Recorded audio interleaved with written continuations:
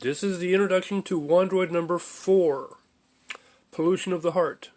If you're totally new to this game, there's a blog entry that I've linked in the description below to my description of Wandroid number 1, Ordeal from the Mad Overlord. It's a very, very faithful port of the original Wizardry game, which was a literal invention of the dungeon crawl genre. Literally, it invented the genre. It was the first game of its kind. But Wandroid number 1 was a very faithful port of that game, and Wandroid number 4 is not the next installment in that series. There was a 2 and 3, I just didn't do videos for them, because I was so excited about this one when I saw the new features in it, that I couldn't wait to get to it. So, here we are, Wandroid number 4. But let me talk about the new things that happened in games 2 and 3, so that you can tell, if you go back to those games, or are coming from those games, where things started. Again, the basic features from game 1 hold true and continue to hold true, but game 2 introduced some new stuff. I don't want that, I want this.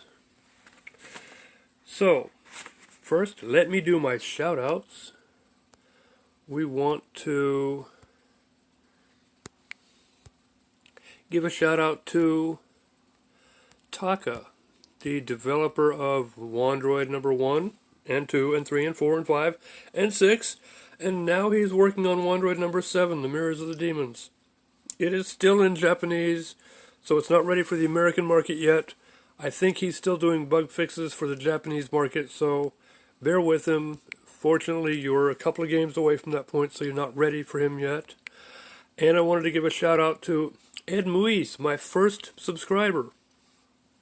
After he posted a comment on one of the Wandroid number 1 videos done in Japan, if there was a version in English, I replied with a link to my video for Wandroid number 1, and he immediately subscribed to my channel, and I went back and I commented to him, look forward to a video for Wandroid number 4, this video that you're watching right now. So, hopefully he's watching this, and hopefully he's done muscling his way through 2 and 3 like I did, but probably not. He's probably trying to enjoy them. So, but even if he's watching this video not ready for this game yet, I'm going to give you some information for those games too. So let me start with that. Murphy's Ghost is found on the second floor in Wandroid number 2, Depth of the Maelstrom, at x equals 2, y equals 3. It's a good fight. It's how I leveled up a ninja to level 50 in that game. And it's great because I didn't have to go very far in the dungeon. I could send one character parties down there, and they leveled up rather fast that way. But this game, not going to be all that easy.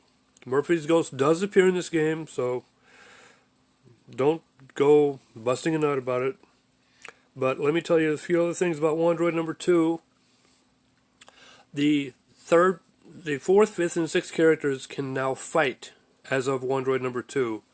This opens up a whole market for long-range weapons such as short bows, long bows, crossbows even. And other new things about Wandroid number 2 is that they introduced gender. You can have male and female characters. And 2 new classes, Valkyries and Bards. Yes, you can have a bard, much like Sir Robin's minstrels in the Monty Python movie. Minstrels, or bards, are like a thief. They can somewhat disarm chests, but not as good as thieves. But they play musical instruments, which, when they play these musical instruments, they cast spells. This is not a permanent thing like a weapon that they carry. After playing it a few times, it does break, or at least there's a good chance that it will break upon use. So sometimes you may find one that will break the first time you use it. But still, there are different musical instruments that cast different spells, so they're worth having. And right now, you're singing Sir Robin's minstrel song in your head, aren't you? I did that on purpose. Okay, Valkyries are necessarily female characters. They are basically fighters that can learn pre-spells. Not as good as a lord, but nice and strong. Other things in Wandroid number 2? Nope, not much. There's pretty much Valkyries, Bards, and the second row of fighters of characters can fight. But again, as I said, that opens up a whole new market of short bows, long bows, crossbows. Staffs don't hit worth shit, but they're worth carrying. Especially if you get a hold of Pandra's staff, which you'll find out later is pretty badass in Wandroid number 4. But let me go on to things that are going to appear in Wandroid number 3, Knife of the Order. 2 new classes, Kung Fu and Ranger. Rangers are much like thieves, not nearly as good at disarming chests, but they are very good with long-range weapons, short bows, long bows, crossbows, and lances too. Although I've always tried to stay away from lances. Apparently they're good weapons otherwise. So, that is pretty much all that was new in Game 3. And now we move on to the interesting new stuff about Game 4. No, wait, there is one more thing from before Game 4 that I need to talk about, and that is Dverger's Blacksmith. When you're fighting monsters in a dungeon, after you've gotten the experience, the gold, and maybe a chest, you're going to receive materials or reagents for crafting. Because basically that's what Dverger's Blacksmith Shop is. It's basically a crafting station for weapons and armor. This is some of the kind of stuff that you're going to find in the dungeon. Note there's an X and a number. That means how many of you that you have. There are entries for things that you have gotten but have depleted your supply of. But there aren't listings for things you haven't found yet, so it doesn't tell you that you're still missing stuff. It just tells you what you have in stock. When you go to Compose, this is where it shows you what you might be missing, because it shows the items you can make over here on the left and the ingredients needed to make them on the right. Important things to do in the blacksmith shop in Wandroid number 4 are the priest robe and the mage's robe. These used to be available at Boltax, but now they're a craftable item. Another important thing to make, this is the first part of the list. So these are the things you're going to be able to make in level 1. The fairy shield is also very good for your wizard and your sage. Another good thing to make is the leather shield +3. That's good for your thieves. I believe sages can wear it. Bards, maybe. And other characters, not many other characters. Very, very important, of course, is the infamous Pandra's staff, which I will show you in a moment. One of my characters is equipped with one right now. The Valkyrie bow, if you made a Valkyrie bow is a very good thing to have. The arm shield is very good for rangers, thieves, and I believe bards as well. And then the Onikirimaru is a good samurai sword for your samurai. And then, of course, Lamia ribbon is not all that good, actually. Its armor class is only -1.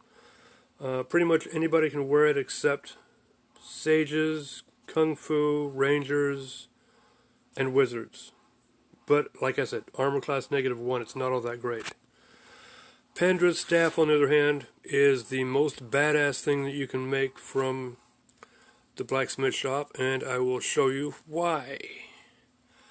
I don't know if you followed that much in my original blog entry. I don't know if you've seen it yet, but it's very important that you make a sage, because Boltax will charge you as much to identify items as he will pay you when you sell them. So you make no profit having him identify stuff and then selling it to him. get a sage. Sages can identify stuff, and then you can sell it to Voltax for a profit. Also, sages are good for being able to inspect items, so you can tell who can equip them and whether or not they're worth equipping, as I'll show you in a moment. Here is Pandra's staff.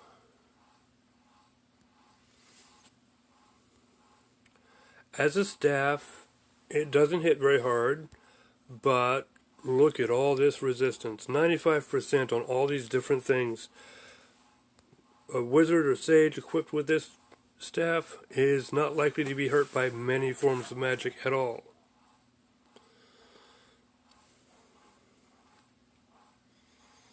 Let me see if I can show you. A Holy Basher is a small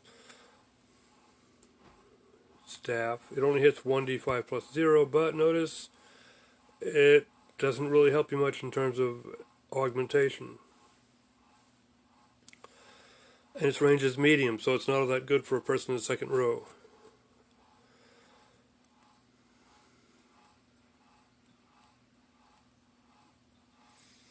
Here is the arm shield. It resists paralysis and draining with levels, but its armor class is -4. But it's not all that good for its resistance. As you can see, the resistance is only 10%. But still, armor class -4 makes it a very good shield. Other things to look out for are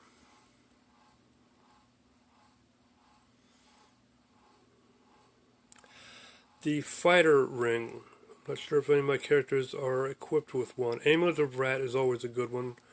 Armor class of -2 as opposed to just -1. But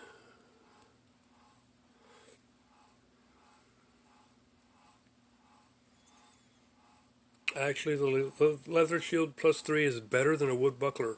Nice. Okay, enough about that. What I wanted to show off is Ninja learning alchemy spells. See here, I started my Ninja off as a wizard, so he learned all the wizard spells, and then I converted him to Ninja, and now he's learning alchemy spells. So yes, ninjas learn alchemy spells in Wandroid number 4. Important thing that I wanted to show off about ninjas is that they, as they level up, their armor class goes down when unequipped, i.e. when naked. But right now I have a level 13 ninja who is equipped with kunai, it's a sword, ninja robe, soul helm, evil gauntlets, and a ring of protection. His armor class is 1. Let's unequip everything and see what happens to his armor class when he's naked.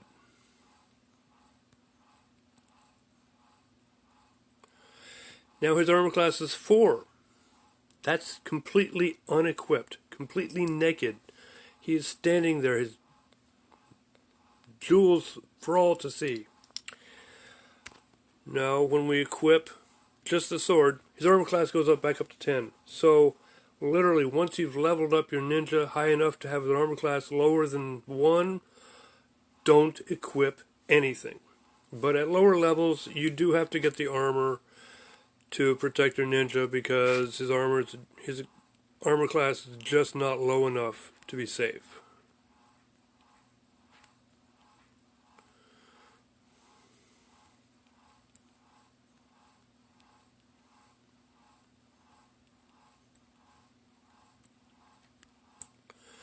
Okay, and the last thing I wanted to show you is my alchemist.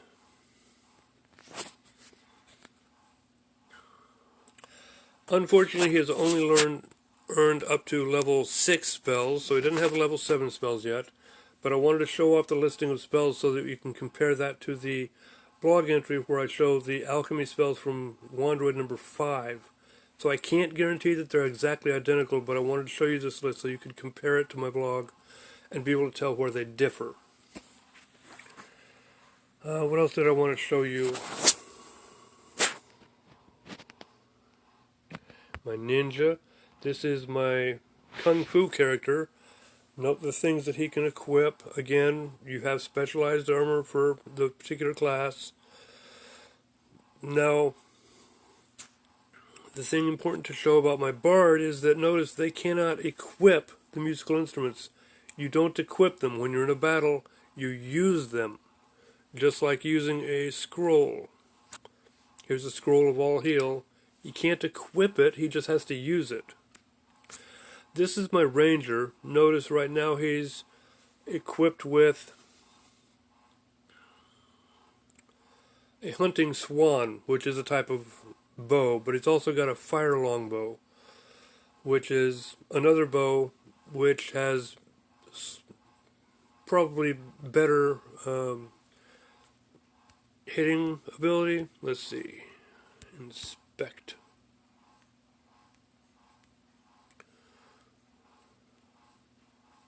Oh, the Trump hacker gives him +10 trap disarming. Very good thing to have for a thief or a ranger. Hunting swan hits 3d3 +10. And the fire is 1d5 +10. So if you think about it, 3d3 +10 is 3 d3s, which means it could have as much as 3 points per die times 3, which is 9 +10. Or 1d5 +10.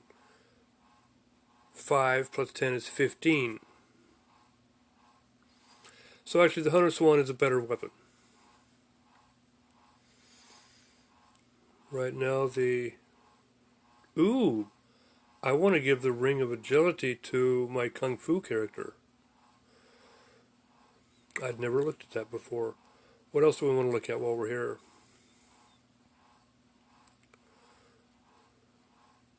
See, the longbow is only 1d5 +2.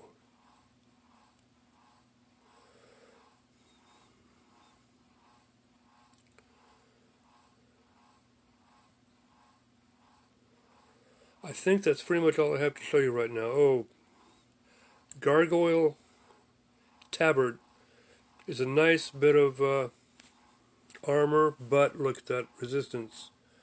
Minus 100% fire. So any fire spell is going to hit him extra hard. But he's protected against paralysis and stone. So I think that's all I have to show you for Wandroid number 4 without cheating. The spoiler video, I'm going to put a button in the middle of the screen right now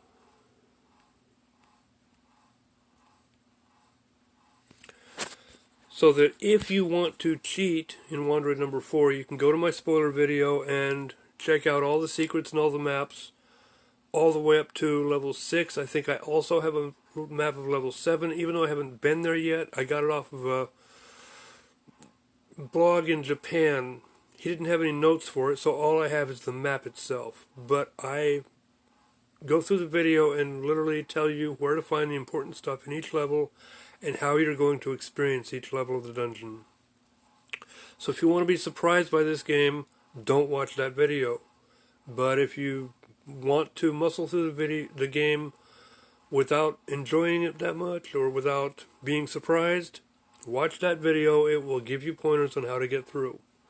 It'll show you where the stairs are, show you where the special items that you're supposed to find are located at.